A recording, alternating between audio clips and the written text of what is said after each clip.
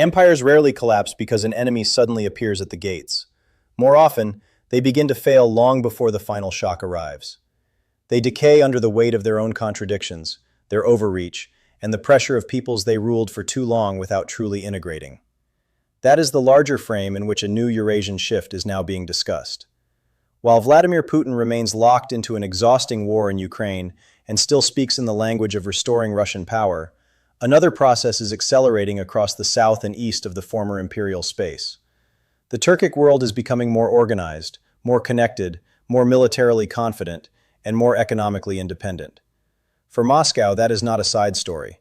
It may become one of the most dangerous long-term consequences of the war. What makes this moment notable is that the pressure on Russia is no longer defined only by NATO, sanctions, or the front lines in Ukraine. It is also being shaped by developments inside Eurasia itself, in Kazakhstan, Azerbaijan, Uzbekistan, Kyrgyzstan, Turkmenistan, and in the Turkic and Muslim regions inside the Russian Federation. The strategic map is shifting in a way that would have seemed unlikely only a few years ago. Countries and peoples once tied to Moscow by force, infrastructure, habit, or fear are increasingly asking whether Russia is still necessary to their future. For decades, analysts described the Russian state as a multi-ethnic federation held together by hard power, central extraction, and political control. Critics use the older phrase, prison of nations, to capture the structure. Many peoples, many languages, many identities, but a single imperial center deciding the terms. That framework has not disappeared, but the conditions sustaining it are under growing strain. Russia's war in Ukraine has consumed troops, drained budgets, weakened the myth of military invincibility, and intensified the resentment of regions that already felt they were giving more to Moscow than they received in return. One of the clearest signs of this broader fracture has come from the political symbolism surrounding indigenous and non-Russian fighters opposing Moscow. Reporting referenced in the source material described Ukrainian military intelligence supporting a union of indigenous peoples, bringing together Tatars, Bashkirs, Buryats, and Chechens under distinct flags. The importance of that development is not merely tactical. It carries a powerful political message. Men from nations inside the Russian Federation are no longer appearing only as conscripts for the Kremlin. They are also appearing as organized opponents of Russian power. That is the kind of image empires fear, because it suggests the center is no longer the only source of legitimacy. This emerging fracture intersects with something much larger, the rise of the Organization of Turkic States, or OTS. When it was created, it was often treated as a cultural or diplomatic forum, useful, symbolic, but not strategically transformative. That view is now outdated. Under Turkey's more assertive regional posture, and with Russia weakened by war, the OTS has begun evolving into something far more consequential. Its members, Turkey, Azerbaijan, Kazakhstan, Uzbekistan, Kyrgyzstan, and Turkmenistan, with Hungary as an observer, represent a large demographic bloc, major energy reserves, and several of the most important emerging trade corridors in Eurasia. The shift became more visible after the 12th OTS summit in Gabala, Azerbaijan, in October 2025.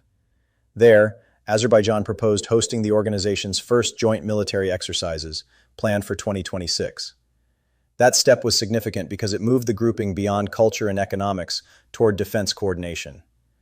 The broader language surrounding the summit pointed in the same direction: deeper security coordination, wider cooperation with partner states, and a more explicit effort to institutionalize Turkic alignment. Researchers cited in the original material described this as the beginning of a transformation from cultural body to military strategic union. For Moscow, the symbolism is hard to miss. States historically shaped, pressured, or constrained by Russian power are now building common military habits outside Russia's control. Turkey's role is central to this transition. Ankara has spent years building influence across Central Asia and the Caucasus, not only through diplomacy, but also through education, media, infrastructure, business networks, and defense exports. While Russia was investing in coercion and legacy influence, Turkey was investing in relevance. It offered a model that was culturally familiar to Turkic populations, but politically more flexible than Moscow's old imperial framework. It did not arrive with Soviet-era paternalism, conscription quotas, or demands for dependency. It arrived with construction contracts, television influence, language ties, drone technology, and a message of shared identity without direct occupation. That influence became dramatically more visible through the export of Turkish defense systems. especially unmanned aerial vehicles. The Bayraktar TB2 became not just a product, but a symbol of a new regional military equation. Turkish defense firms expanded rapidly, and by 2024, Turkish military exports had become a serious force in the global market. Several Turkish companies entered the ranks of major international defense manufacturers, and drone sales spread widely. These systems were not important only because they were affordable and effective. They mattered because they changed strategic psychology. Azerbaijan's use of Turkish drones in the war over Nagorno-Karabakh showed that old Soviet-style force structures could be broken by a more modern, networked approach.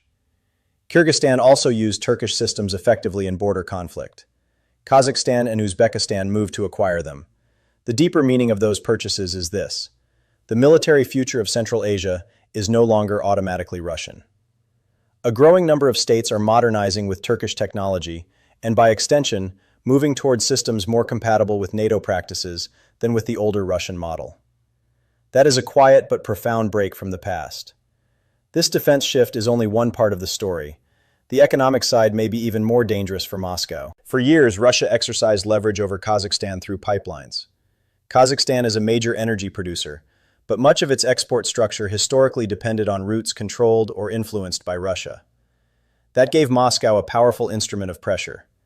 If Astana wanted to sell oil abroad, it often had to move through Russian-linked infrastructure. In practical terms, that made Kazakhstan strategically vulnerable. That vulnerability is now being reduced step by step. Kazakhstan has been increasing exports through the Baku-Tbilisi-Ceyhan route via Azerbaijan and Turkey, bypassing Russian territory. Production is rising, investment is increasing, and alternative westward routes are becoming more viable. This is not merely an economic diversification project, it is a geopolitical decoupling strategy. Since Russia's full-scale invasion of Ukraine, Kazakhstan has become far more cautious about dependence on Moscow.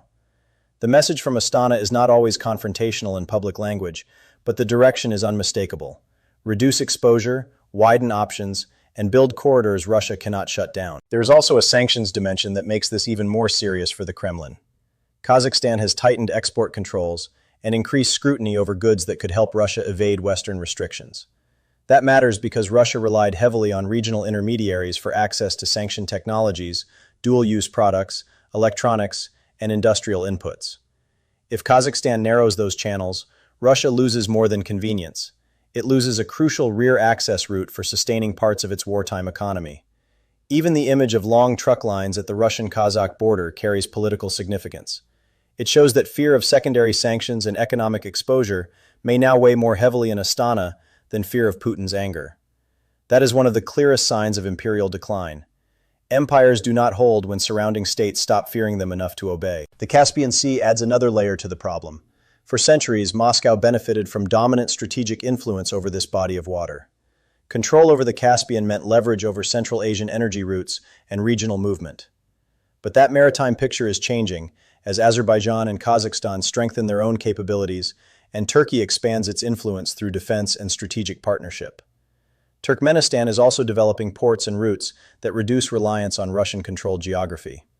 If Central Asian energy can increasingly move west through the Caspian, the South Caucasus, and Turkey without needing Russia, then Moscow loses one of its most valuable historical roles, gatekeeper. This connects directly to the rise of the Middle Corridor. For many years, the northern route through Russia was one of the main trade pathways linking China and Europe. It was established, relatively efficient, and deeply embedded in Eurasian logistics. But sanctions and geopolitical risk have pushed governments and businesses to search for alternatives. The emerging answer runs through Central Asia, across the Caspian, through Azerbaijan and Turkey, and onward into Europe. It bypasses Russia. China is investing in it. Europe is investing in it. The United States is paying closer attention to it. That matters because global trade routes are not neutral infrastructure. They distribute power. If the future of Eurasian commerce is increasingly built around routes that do not require Russian territory, then Russia is not just losing influence. It is being written out of the map of indispensable transit. The pressure does not stop at Russia's borders. It is also intensifying inside them. Chechnya remains one of the most sensitive cases. For years, Putin relied on Ramzan Kadyrov as the model of managed loyalty, brutal, personalistic, and dependent on the Kremlin, but useful as proof that even a historically resistant Muslim republic could be controlled through patronage and force. Yet the deeper dynamic remains unstable. Chechen fighters serving on Ukraine's side are not only anti-Russian on the battlefield, they also represent the possibility that battle-hardened opponents of Moscow may later redirect that experience toward the North Caucasus. If the Kadyrov system weakens through miscalculation, succession instability, or broader unrest, the region would not quietly absorb the shock. The Volga-Ural republics matter just as much, perhaps more. Tatarstan and Bashkortostan are rich in resources and industry. By any rational local standard, they should be among the stronger and more self-sustaining regions in the Federation. Yet the long-standing complaint is familiar. Moscow takes the revenue, centralizes the power, and returns only a controlled share, plus military obligations. In wartime, that imbalance becomes more dangerous. As federal resources are redirected toward defense and internal repression, local budgets come under heavier strain. Services decline, schools and health systems suffer, local taxes rise, and resentment grows. Russia's budget choices reveal the political logic behind this. When spending on internal security, policing, and state control rises, while social programs are cut or constrained, it suggests not confidence, but anticipation of unrest. A self-assured center invests in legitimacy. A nervous center invests in coercion. And coercion becomes especially necessary when peripheral populations start to believe their sacrifices are no longer producing stability, prosperity, or even basic dignity. In regions such as Buryatia and Yakutia, this dynamic is even more acute. These areas have long supplied manpower to the Russian state at disproportionate rates. The war in Ukraine intensified that burden. At the same time, local services remain underfunded, municipal systems degrade, and younger, educated residents continue to leave where possible. Digital conscription, shrinking opportunity, and a sense of colonial extraction all deepen the perception that Moscow views these territories more as reservoirs of resources and bodies than as equal partners in a federation. Demography reinforces the strategic importance of this problem. Russia's war has killed and disabled large numbers of military-age men, while brain drain has removed many educated citizens from the country since 2022. At the same time, several Muslim and Turkic populations within the Russian Federation remain comparatively dynamic. Over time, this creates a contradiction at the heart of Putin's political vision. He speaks in the language of a strong, centralized Russian civilization, but the demographics, regional economics, and wartime losses are moving in directions that complicate that dream rather than support it. The psychological struggle is just as important as the economic and military one. One of the most effective anti-imperial tools emerging from this war has not been artillery or drones, but narrative. Non-Russian fighters aligned against Moscow are communicating in their own languages on digital platforms, telling people back home that they are being used as expendable manpower for an empire that does not value them. That message is powerful because it bypasses state television and reaches private networks directly. Family circles, local communities, closed chats, and regional audiences who already carry historic grievances. The argument is simple and devastating. This is not your empire, but you are being asked to die for it. Messages like that can awaken dormant political consciousness faster than formal opposition movements. They turn abstraction into identity. They reframe poverty, conscription, and neglect as colonial conditions rather than unfortunate bureaucracy. Once that reframing takes hold, control becomes more expensive. Turkey's long game becomes clearer in this context. Ankara has not relied solely on defense exports or summit diplomacy. It has been building generational influence. For young people in Kazakhstan, Uzbekistan, and other Turkic societies, Turkey increasingly appears as a modern and successful reference point. Russia no longer holds the same monopoly over aspiration, culture, and state prestige that it once did. Turkish media, schools, construction firms, universities, and cultural programming have helped shape that shift. This is not a passing branding success. It is civilizational competition. Language reform is one of the strongest indicators of that deeper transition. The movement toward a common Turkic alphabet based on Latin script is far more than a technical choice. Script determines information space, cultural orientation, and generational memory. Cyrillic linked Central Asia to Moscow's orbit. Latin script points elsewhere, toward Turkey, global integration, digital compatibility, and mental distance from the Soviet inheritance. Kazakhstan's shift, Uzbekistan's prior move, and broader coordination around common alphabet discussions all point to the same conclusion. The post-Soviet space is no longer mentally anchored to Russia in the way it once was. Turkey's own educational decisions reinforce that wider civilizational framing. When official curricula replace Central Asia with Turkestan, they are not making a neutral geographic adjustment. They are making a claim about identity and belonging. Such decisions shape how future generations imagine the map, the region, and their place within it. Empires survive not only through armies, but through vocabulary. When the vocabulary changes, the imperial story starts to weaken. Then there is the Zangezur Corridor, one of the most strategically explosive geographic questions in the wider region. If opened under the terms sought by Azerbaijan and backed by Turkey, it would create a direct land connection linking Turkey to Azerbaijan and onward toward the Turkic states of Central Asia. In simple terms, it would physically connect spaces that Russia historically benefited from keeping fragmented. For Moscow, this is alarming because it would reduce Russia's value as intermediary in the South Caucasus and strengthen both the Middle Corridor and a wider Turkic strategic axis. For Iran, it also raises deep concerns. But for the states backing the project, the corridor represents independence, continuity, and strategic freedom from old choke points. Mongolia adds another variable to the equation. It is often left out of broader Eurasian discussions, but its choices matter. Russia's hopes for the Power of Siberia 2 pipeline rely heavily on the Mongolian route. If Ulaanbaatar delays, hesitates, or refuses to fully align with Moscow's priorities, Russia's Asian energy pivot becomes harder to realize. Mongolia is watching a region in flux. It sees growing Western interest in Central Asia, increasing Chinese calculation, and a Russia weakened by war. Under such conditions, even a previously constrained neighbor has more room to maneuver. Far to the east, unrest in Vladivostok reflects another old imperial problem: resource extraction without local return.